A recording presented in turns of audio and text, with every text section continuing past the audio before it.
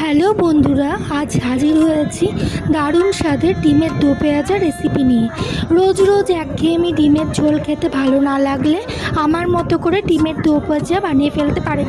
খেতে কিন্তু সত্যি দারুণ টেস্টি হয়।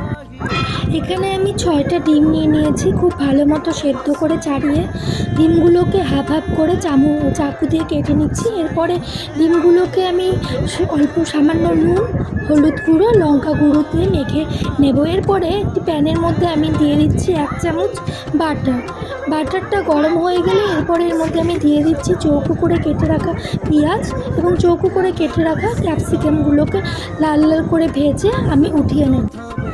এরপরে ওই প্যানের মধ্যে আমি দিয়ে দিচ্ছি সর্ষের তেল। তেলটা গরম হয়ে গেলে এরপরে ডিমগুলোকে এরপরে এক এক করে এর মধ্যে দিয়ে দেব।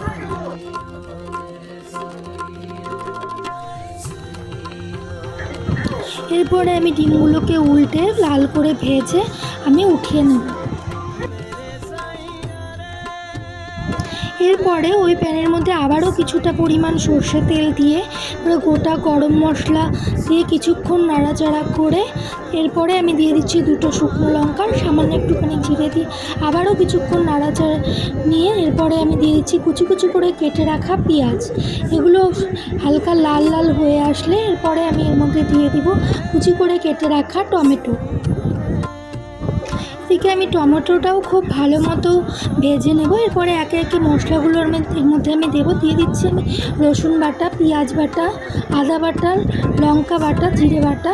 এরপরে দিয়ে দিচ্ছি আমি হলুদ গুঁড়ো, কাশ্মীরি লঙ্কার গুঁড়ো, পরিমাণ মতো নুন, সামান্য একটুখানি চিনি দিয়ে এটাকে আমি আবারও কিছুক্ষণ খুব ভালো মতো মিশিয়ে সামান্য একটুখানি জল দিয়ে নেড়ে নেব। এরপরে এটাকে আমি মিডিয়াম আঁচে 5 মিনিটের জন্য এটাকে আমি ঢেকে রেখে দেবো। এদিকে আমার 5 মিনিট হয়ে গেছে।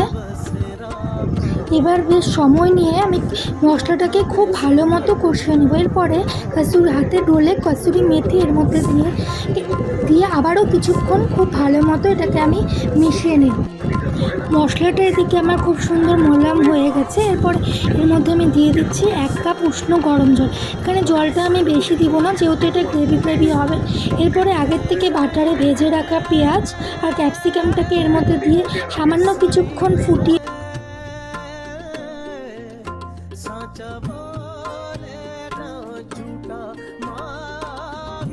এদিকে গ্রেভিটা খুব ভালো মতো ফুটতে শুরু করে দিয়েছে। এরপরে এর মধ্যে আমি দিয়ে দিলাম 1 চামচ গরম মশলা গুঁড়ো আর কয়েকটা চেরা কাঁচা লঙ্কা। এরপরে 5 মিনিটের জন্য মিডিয়াম আঁচে রেখে দিলাম। তো এদিকে একদম রেডি আমার ডিমের দো পেঁয়াজা। আশা করছি আপনাদের ভীষণ ভালো লাগবে। আর কেমন লাগলো অবশ্যই আমাকে কমেন্ট করে